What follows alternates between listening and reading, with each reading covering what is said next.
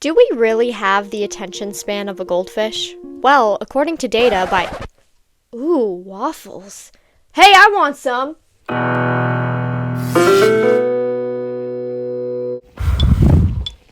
The plummeting attention spans of our generation. Is it true?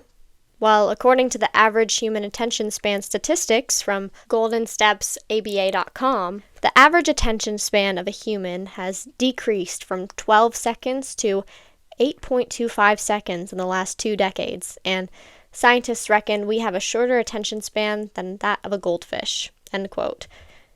Now, when confronted with such claims that sound scientific, we need to ask ourselves, does that really sound true? How are attention spans quantified? How are goldfishes' attention spans quantified? While this 8-second attention span is widely known as a myth, there is truth that lies in the hard data about cell phone usage. This idea does represent how society is slowly becoming hyper-dependent on technology. Today, we will discuss some thoughts about technology and the path society is taking, the positives and the negatives. We'll also touch on the consequences of continuing down this hyper-reliant path, and some ways of combat. Number 1. It's a tool. As technological advancements have been created throughout the years, numerous blessings have resulted from developments such as GPS, 3D printing in medicine, and so much more. As we can see, there are some huge benefits associated with technology. It's a tool. A hammer, for instance, can strike a nail, impaling it through drywall, allowing for a beautiful family picture to be hung in a living room. On the other hand, it can also be used to harm and even kill. Some parts of technology can be used to harm rather than aid. It's deceitful how deteriorating social media can be to our minds, if overused or in an incorrect manner. Think about a time when you watched a movie and there was a big plot twist nearing the end. Maybe when the meek side character ended up being the true supervillain.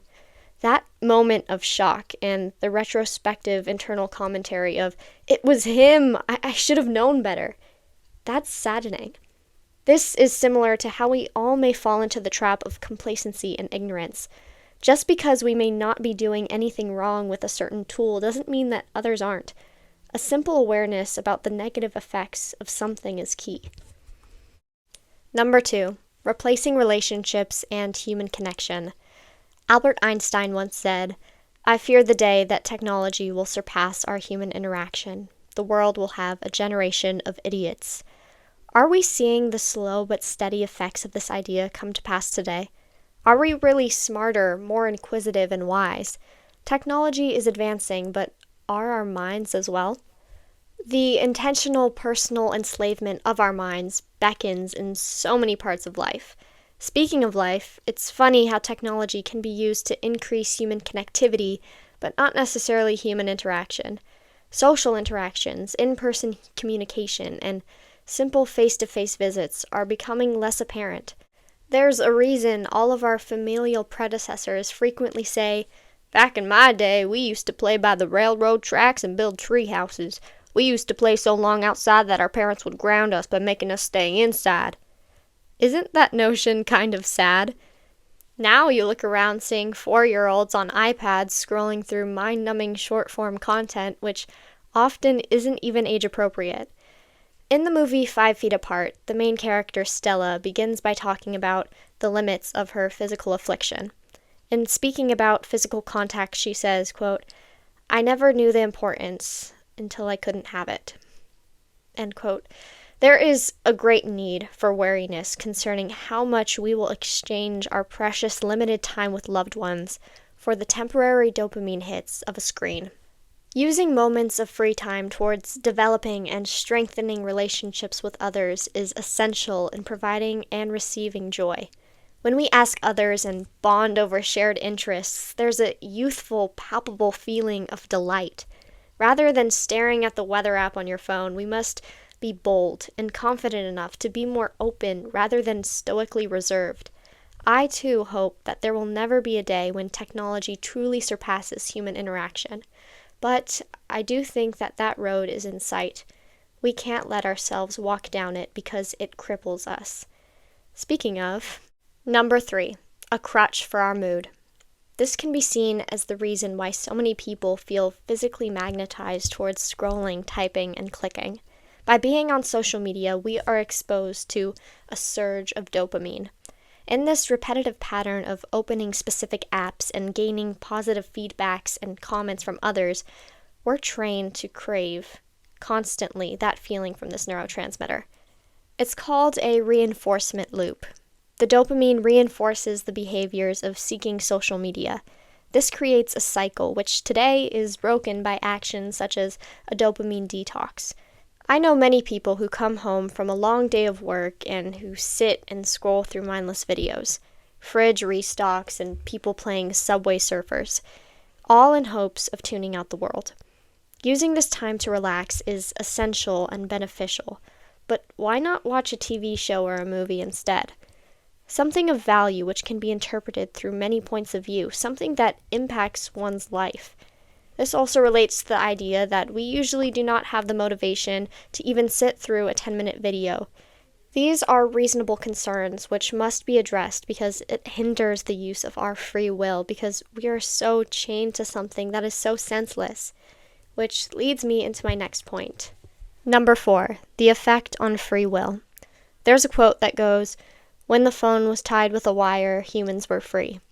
Why are we enslaved to devices and constantly compelled to use it as a remedy for feelings of loneliness and anxiety when it's actually temporarily numbing these feelings and consequently enhancing them?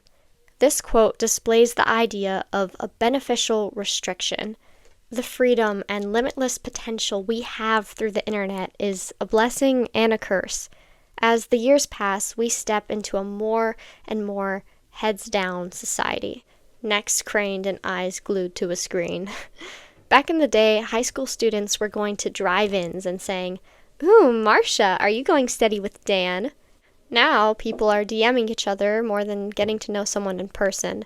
No more sock hops, just hopping from one talking stage to another. There's a quote by Russell M. Nelson which says, "Any addiction, be it gaming, gambling, debt, drugs, alcohol, anger, pornography, sex, or even food, offends God." Why? Because your obsession becomes your God. You look to it rather than to Him for solace. Do not allow yourself to be consumed by something as stupid as pixels on a screen. Use technology wisely and grow your personal intelligence. Watch out for anything taking up too much of your time because it leads towards the path of distraction and eventually into the pit of addiction. Number 5, ways of combat. After acknowledging these consequences of constant cell phone usage, my first inclination is to be wary over where my time is truly going in order to ensure I am always choosing what will reap personal benefits. Here are some additional ways of combat. End all distractions in your life. Build habits of discipline. Try getting out of bed when your alarm rings first instead of snoozing it. Have a life. Be busy. Have passions. Start watching movies rather than solely short-form content. Start reading. Go outside. Have a dopamine detox. Turn your phone setting to black and white mode instead of color. Set alarms to tell you when to take a break. And simply just realize that life is about living and experiencing what is outside. While the dangers of addictions to applications on our phone are apparent, there is the reality that technology is a tool. It lies in our hands, along with the opportunity to use it for good. We see this in communication, spreading beneficial messages to lift others up and to share elements of culture, uniqueness, and creativity. When we are so attached to something, there is seldom movement towards accomplishing goals. So create plans and run towards fulfilling those ambitions. So here's your TF challenge, today through forever. Strive to analyze your actions throughout the day. Check your screen time and how often you unlock your phone.